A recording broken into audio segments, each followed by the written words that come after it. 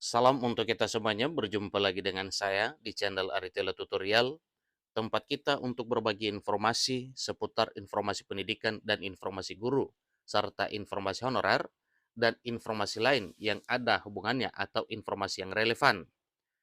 Pada pertemuan ini, saya menyapa seluruh Bapak Ibu honorer senair yang selalu setia melaksanakan tugas tanpa mengenal lelah dalam melaksanakan kegiatan pelayanan publik di instansi pemerintah pusat maupun daerah. Terkait dengan informasi kali ini, ada satu hal penting yang perlu saya sarankan kepada Bapak Ibu terkait dengan hasil pengumuman reformulasi P3K Tenaga Teknis 2022. Pada pengumumannya, ada berbagai kode, termasuk kode R1 dan R2.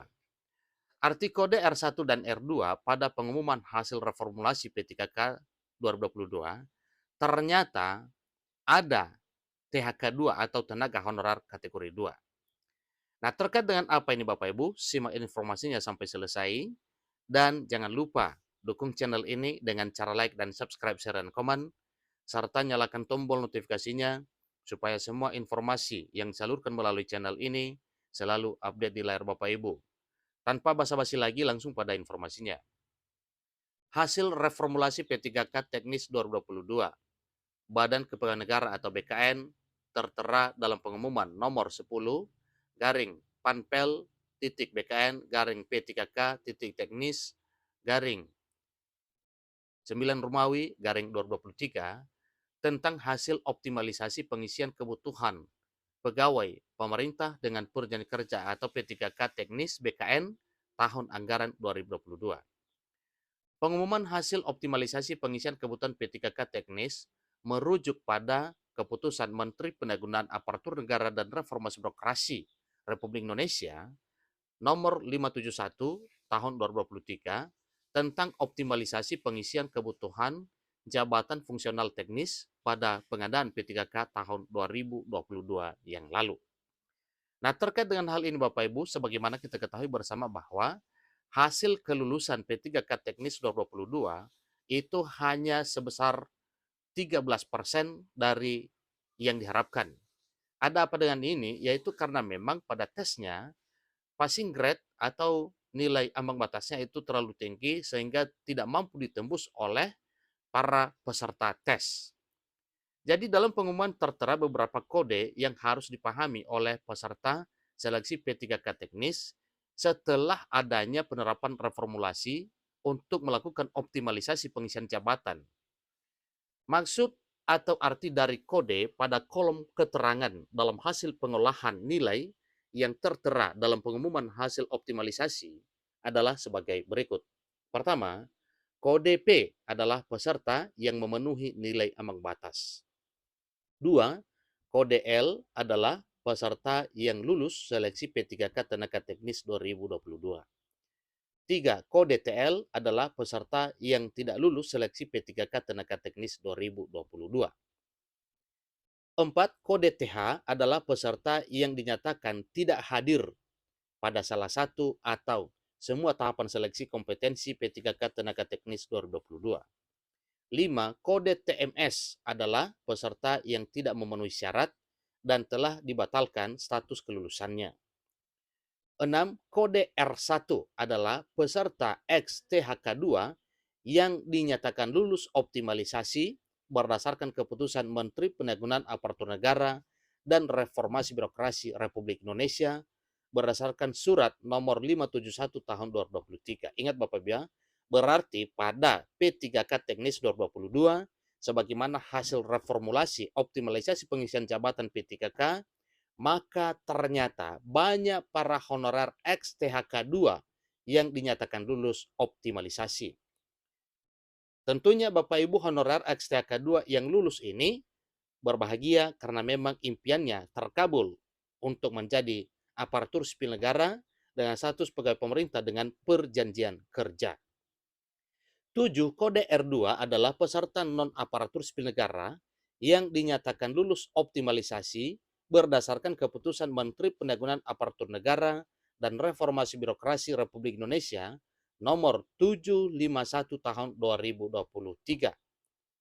Nah, ini adalah kodenya yaitu kode R2.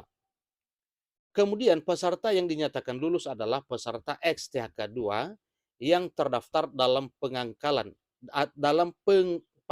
data atau dalam database tenaga honorer kategori 2 Badan Kepegawaian Negara atau THK2 BKN, dan peserta non-aparatur sipil negara yang memiliki riwayat kerja saat melamar yang memenuhi reformulasi nilai ambang batas seleksi kompetensi teknis dengan peringkat terbaik dalam jabatan yang belum terpenuhi kebutuhannya.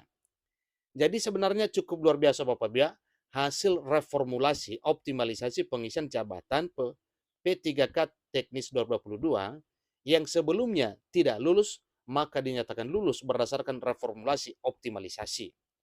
Ternyata di dalamnya banyak peserta XTHK2 yang terangkat menjadi ASN P3K ketika muncul pengumuman reformulasi optimalisasi pengisian jabatan pada P3K sebagaimana hasil seleksi 2022 yang lalu itu. Sementara peserta yang dinyatakan tidak lulus dapat mengajukan sanggahan pada tanggal 6 sampai 9 September 2023 melalui akun masing-masing peserta pada laman sscsnbkn.go.id. Itu jadwal yang telah ditentukan Bapak Ibu, yaitu tanggal 6 sampai dengan tanggal 9 September 2023. Kalau hari ini tanggal 7, berarti ada kesempatan 2 hari lagi. Panitia seleksi dapat menerima atau menolak alasan sanggah yang diajukan peserta dan hasil sanggah akan diumumkan pada tanggal 12 September 2023. Jadi pantau informasinya Bapak Ibu pada tanggal 12 September 2023, yaitu untuk memantau hasil sanggah yang telah disampaikan. Alasan sanggah dapat diterima dalam hal kesalahan bukan berasal dari peserta.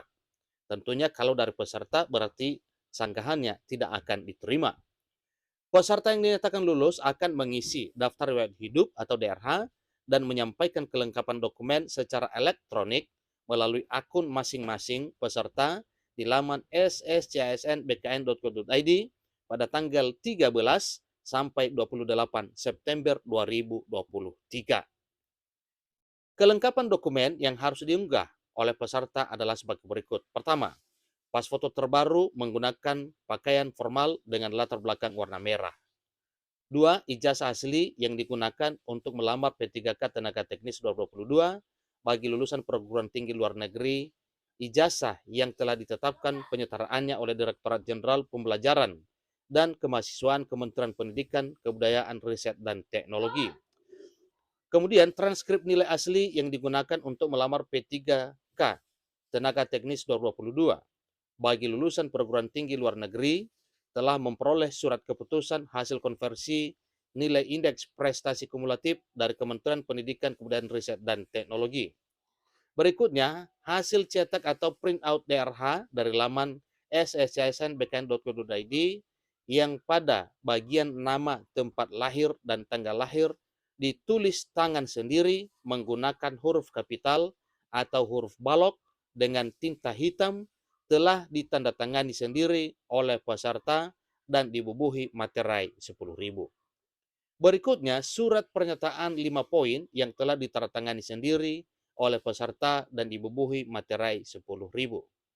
Seterusnya, surat keterangan catatan kepolisian atau SKCK yang diterbitkan oleh Kepolisian Negara Republik Indonesia dan masih berlaku pada saat pengisian DRH. Kesembilan, surat keterangan sehat jasmani dan rohani dari dokter yang berstatus pegawai negeri sipil atau dokter yang bekerja pada unit pelayanan kesehatan pemerintah yang dibuat dan ditetapkan paling kurang pada bulan September 2023. Kemudian surat keterangan tidak mengonsumsi atau menggunakan narkotika, psikotropika, prekursor, dan zat adiktif lainnya yang ditertangani oleh dokter dari unit pelayanan kesehatan pemerintah atau dari pejabat yang berwenang pada badan atau lembaga yang diberikan kewenangan untuk pengujian zat narkoba dimaksud yang dibuat dan ditetapkan paling kurang pada bulan September 2023. Apabila sampai dengan batas waktu yang telah ditentukan, peserta yang dinyatakan lulus seleksi P3K Tenaga Teknis 2022 tidak mengisi DRH dan atau tidak dapat memenuhi atau melengkapi kelengkapan dokumen, maka yang bersangkutan dianggap tidak memenuhi syarat dan atau dianggap mengundurkan diri sebagai P3K Teknis 2022. Demikian informasinya, semoga bermanfaat bagi kita semuanya. Dan jangan lupa Bapak Ibu, semua rincian jadwal terkait dengan keberlangsungan setelah lulus P3K berdasarkan hasil reformulasi optimalisasi pengisian jabatan, demikian dengan berbagai dokumen yang wajib diunggah, maka tentunya ini harus dilengkapi semuanya oleh Bapak Ibu honorer. Demikian informasinya, sampai ketemu pada informasi berikutnya. Terima kasih.